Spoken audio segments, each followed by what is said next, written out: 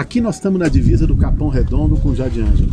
Ali é a comunidade do Jardim Copacabana. Aqui nós estamos num bolsão do extremo sul de São Paulo, na região da estrada do Embu-Mirim, que é uma das regiões mais pobres, mais vulneráveis, com muito descaso do poder público, com falta de infraestrutura, com falta de serviços básicos, com adensamento de muita gente. Essa comunidade mesmo estava um tempo atrás ameaçada de despejo, quase saiu, só não saiu pela resistência e pela luta dos moradores. E o entorno todo aqui são pessoas que sobrevivem como podem. Esses são os que estão mais vulneráveis nessa crise do coronavírus. Como fazer quarentena quando não tem casa? Como lavar as mãos toda hora quando falta água? Tem muita gente dizendo que o coronavírus não faz distinção entre ricos e pobres. Seria um vírus democrático. Não é bem assim. É verdade que ele pode pegar qualquer um. Mas é verdade também que, como sempre, aqueles que vão sofrer mais são os mais pobres, nas periferias do Brasil e do mundo. Por isso, o Café com Bolos de hoje está sendo gravado aqui no Capão Redondo, periferia sul de São Paulo, para falar sobre o impacto do coronavírus nas periferias. Para fazer um bom café, meu bem. Só em São Paulo, são 25 mil pessoas que moram nas ruas, sem nenhum tipo de política de acolhimento e nem de atendimento decente à saúde pública. São também 1 milhão de brasileiros que moram num único cômodo e dividem esse cômodo com várias pessoas. E mais de 11 milhões que vivem em casas superlotadas. O problema do saneamento básico é um dos mais graves. Metade das casas no país não tem tratamento de esgoto adequado. Em muitas delas, falta água. No estado do Rio de Janeiro, por exemplo, onde um percentual alto da população vive em favelas, foram 450 denúncias para a Defensoria Pública só de falta d'água já durante a crise do coronavírus. E são em casas como essas que boa parte da população que está em grupo de risco para a Covid-19 vive. Idosos, hipertensos, diabéticos, pessoas com doenças crônicas de difícil controle, aguardando em filas intermináveis tratamento ou exames. O coronavírus começou no Brasil como uma doença de quem tem dinheiro, de classe média alta, de quem podia viajar para o exterior. Não à toa, começou lotando as enfermarias do Albert Einstein, mas agora se alastrou por todas as periferias. E aqui, o ritmo de propagação é muito mais alto e a contenção muito mais difícil. E nós não estamos falando só da questão de moradia, de saneamento básico, de acesso à água, mas também na situação de renda das pessoas, para que possam viver dignamente durante esse período de quarentena e isolamento social. A quarentena não é igual para todos.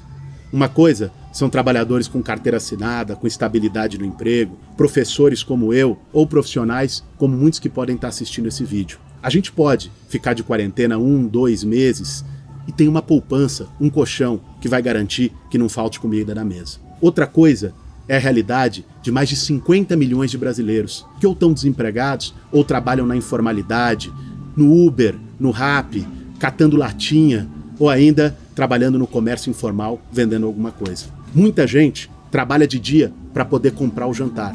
E se ficar dias sem trabalhar, não vai ter como comprar o leite da criança, nem pagar as contas de dentro de casa. O Data Favela investigou o impacto do coronavírus nas periferias do Brasil e mostrou que 72% dos moradores de favela, se ficarem uma semana apenas dentro de casa sem trabalhar, já vai faltar o básico para a sobrevivência. E mostrou ainda que 79% das famílias periféricas já começaram a cortar gastos por conta da crise do coronavírus. Aqui, o buraco é mais embaixo. Mas ao contrário do que diz de forma cínica e irresponsável o Jair Bolsonaro, isso não é motivo para as pessoas saírem para a rua, irem trabalhar normalmente e poderem assim contrair o coronavírus. A escolha do brasileiro não pode ser morrer de doença ou morrer de fome. Se as pessoas não cumprirem o que realmente diz a Organização Mundial da Saúde, desrespeitarem a quarentena e o isolamento físico,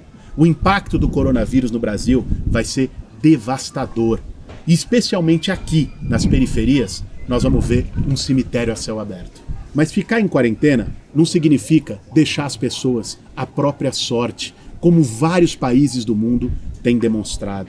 É preciso que o governo implemente medidas de apoio e seguridade social para os mais vulneráveis, para os desempregados, para os informais e para os trabalhadores não perderem seus empregos. É preciso um plano de salvação não dos bancos, mas das pessoas. Isso significa aprovar imediatamente um plano emergencial com as seguintes medidas. Primeiro, o pagamento imediato de uma renda básica para desempregados e trabalhadores informais poderem viver durante a crise. Além disso, é preciso suspender, durante a crise, a cobrança das contas de serviços essenciais, água, luz, gás e o próprio aluguel. Para quem acha que isso é loucura, a França aprovou isso há 3 semanas. E mesmo El Salvador, um país muito mais pobre do que o nosso, também implementou essas medidas. Segundo, a suspensão de todos os despejos, individuais ou coletivos. E, além disso, ter uma política emergencial para a população em situação de rua. Por exemplo, a rede hoteleira, que agora está totalmente vazia, está pedindo para o governo um plano de salvação para que a gente não tenha uma quebra generalizada. Muito bem, uma das contrapartidas desse plano tem que ser usar os quartos de hotel para abrigar moradores de rua durante a crise. É preciso ter uma solução para que ninguém fique na rua no auge do coronavírus. Terceiro, o governo deve proibir todas as demissões durante o período da crise. É preciso dar renda para quem não tem, mas garantir a renda de quem já tem.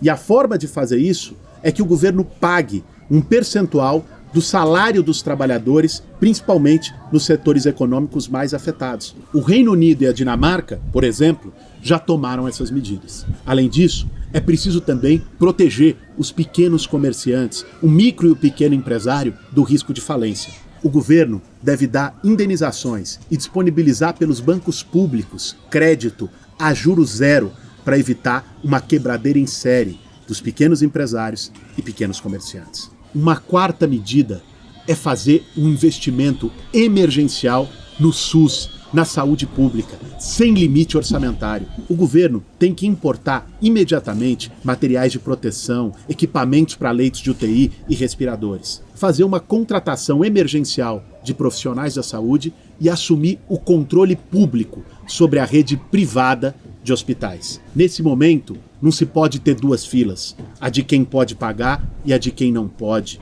Todos os leitos devem estar a serviço da vida do povo brasileiro. A indústria farmacêutica também deve se colocar sob controle público e ser destinada para a produção daquilo que é prioritário ao enfrentamento do coronavírus. Isso significa entender o papel do Estado e do investimento público para enfrentar uma crise tão grave. O Brasil vai precisar revogar essa política insana do teto de gastos, que engessa o investimento em saúde, em educação e que só no ano passado tirou 9 bilhões de reais do Sistema Único de Saúde. Essas são algumas medidas que, se forem tomadas, vão fazer com que os brasileiros possam ficar em quarentena, no isolamento físico, protegidos do coronavírus e, ao mesmo tempo, protegidos da miséria e da fome. Essa é a crise mais grave que a nossa geração já enfrentou. Para lidar com ela, nós temos que ter firmeza para exigir que o governo faça aquilo que precisa ser feito para proteger a vida das pessoas, mas, ao mesmo tempo, ter gestos de solidariedade, de ajudar um ao outro. Por isso, nós lançamos a campanha Enfrentando o Corona na Periferia, que tem o objetivo de divulgar informações de proteção, de utilidade pública contra o coronavírus, mas ao mesmo tempo de dar voz para comunidades inteiras, para que as pessoas possam denunciar abusos, arbitrariedades e medidas de descaso nesse momento tão grave. Várias comunidades já criaram os grupos de WhatsApp SOS Corona, onde estão circulando todas as informações e a denúncia, mas também onde nós estamos mapeando aqueles que mais precisam de solidariedade. Foi criado um fundo solidário emergencial para compra de cestas básicas, materiais de higiene e álcool em gel para distribuir para aqueles que mais precisam. As tragédias são momentos em que a sociedade reflete sobre as suas escolhas, sobre seus caminhos, sobre o que nos trouxe até aqui. Se nós nos olharmos no espelho enquanto sociedade, nos últimos anos, no Brasil, nós vamos ver muito ódio, individualismo, cada um por si, muita falta de empatia. Talvez essa seja uma oportunidade para a gente construir um outro caminho, em que a vida das pessoas esteja acima do lucro e dos grandes interesses econômicos. Um caminho de uma sociedade mais justa e de uma sociedade mais solidária. É isso aí, gente. Esse foi mais um Café com Bolos. Mais do que nunca, compartilhe esse vídeo, passe essa mensagem adiante e não esqueça, esse é momento de solidariedade. Ajude, como você puder, a causa e a luta dos mais vulneráveis nesse momento tão grave. Um abraço e até a próxima. Para fazer um bom café, meu bem.